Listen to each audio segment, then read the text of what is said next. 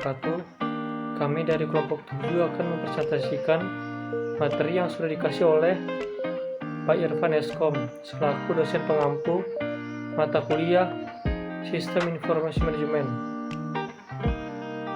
sebagai tugas final. Batch, pengelolaan online dan real time. Batch processing. Batch processing adalah suatu model pengolahan data dengan menghimpun data terlebih dahulu dan diatur pengelompokan datanya dalam kelompok-kelompok yang disebut batch.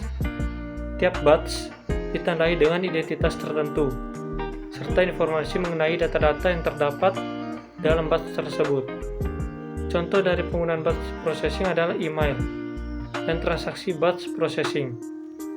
Dalam suatu sistem batch processing, transaksi secara individual di-entry melalui peralatan terminal, dilakukan validasi tertentu, dan ditambahkan ke transaction file yang berisi transaksi lain, dan kemudian di-entry ke dalam sistem secara periodik. Online processing adalah sebuah sistem yang mengaktifkan semua peripheral sebagai pemasok data dalam kendali komputer induk. Informasi-informasi yang muncul merupakan refleksi dari kondisi data yang paling mutakhir. Karena setiap perkembangan data baru akan terus diupdatekan ke data induk. Contoh penggunaan online processing adalah transaksi online. Dalam sistem pengolahan online, transaksi secara individual di-entry melalui peralatan terminal, divalidasi dan digunakan untuk mengupdate dengan segala file komputer. Real-time processing adalah mekanisme pengontrolan perkembangan data dan pemrosesan yang sangat cepat, sehingga output yang dihasilkan dapat diterima dalam waktu yang relatif sama. Contoh dari penggunaan real-time processing ini adalah pada sistem reservasi.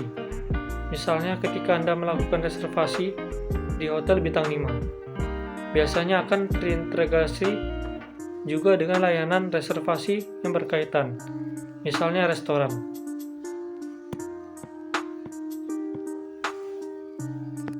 Kedua yaitu konsep database dan perangkat lunak database.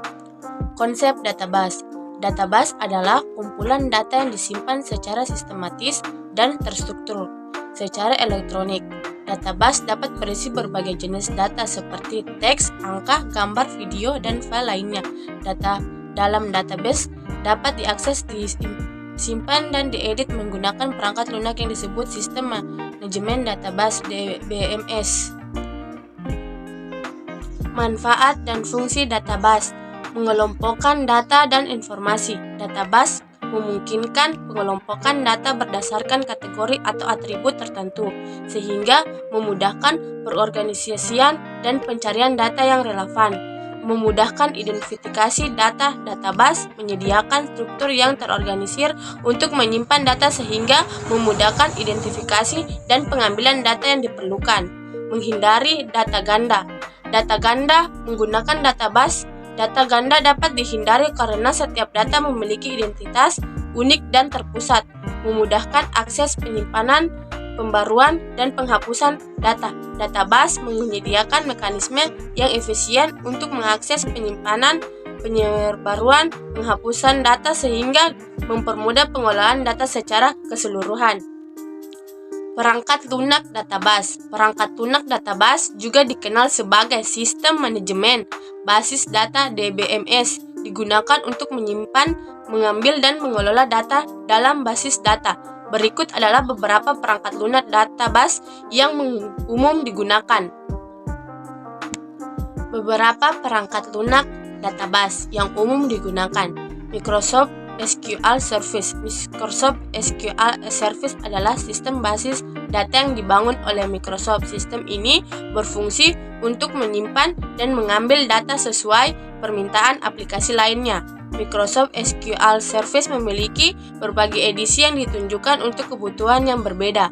2. Oracle. Oracle adalah perangkat lunak basis data yang populer dan kuat. Oracle menyediakan berbagai fitur dan kemampuan untuk mengelola dan mengakses data secara efisien. 3. MySQL adalah sistem basis data relasional yang populer dan open source. MySQL digunakan secara luas dalam pengembangan aplikasi web dan memiliki kinerja yang baik. 4. PostgreSQL. PostgreSQL adalah sistem basis data objek relasional yang open source. PostgreSQL menawarkan fitur-fitur canggih dan keamanan yang kuat. 5. Microaccess.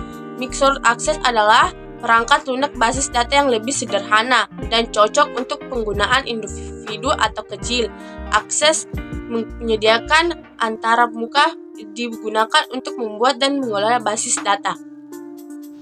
Baik, saya akan melanjutkan materi dari pemateri kedua, yaitu tentang pendekatan model perusahaan.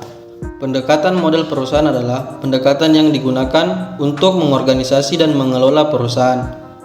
Pendekatan ini dapat mencakup berbagai aspek, seperti struktur organisasi, sistem manajemen, tugas dan tanggung jawab, serta hubungan antar bagian dalam perusahaan. Berikut adalah beberapa materi yang terkait dengan pendekatan model perusahaan. Yang pertama, model kepemimpinan. Kepemimpinan adalah tentang bagaimana memengaruhi orang lain, bawahan, atau pengikut agar mau mencapai tujuan yang diinginkan sang pemimpin. Yang kedua, pendekatan komunikasi. Dalam komunikasi organisasi terdapat dua pendekatan yang umum digunakan, yaitu pendekatan top down dan bottom up. Yang ketiga, pendekatan utilitas. Dalam ekonomi terdapat dua pendekatan dalam mengukur utilitas, yaitu pendekatan kardinal dan pendekatan ordinal. Pendekatan kardinal mengukur utilitas dengan angka secara sistematis, sedangkan pendekatan ordinal mengukur utilitas dengan membandingkan manfaat secara relatif. Yang keempat, pendekatan manajemen risiko. Pendekatan pertahanan 3 lapis adalah pendekatan yang banyak diadopsi oleh berbagai organisasi dalam membangun kapabilitas manajemen risiko. Yang kelima, pendekatan model bisnis. Terdapat berbagai model bisnis yang dapat digunakan oleh perusahaan. Model bisnis tradisional biasanya mengandalkan media pemasaran tradisional dan saluran distribusi yang telah mapan. Sedangkan model bisnis modern cenderung menggunakan pemasaran digital dan platform online untuk menjual produk atau layanan mereka. Yang keenam, pendekatan pembelajaran. Terdapat berbagai model pembelajaran yang dapat digunakan dalam pelatihan karyawan. Dan yang terakhir, pendekatan struktur modal.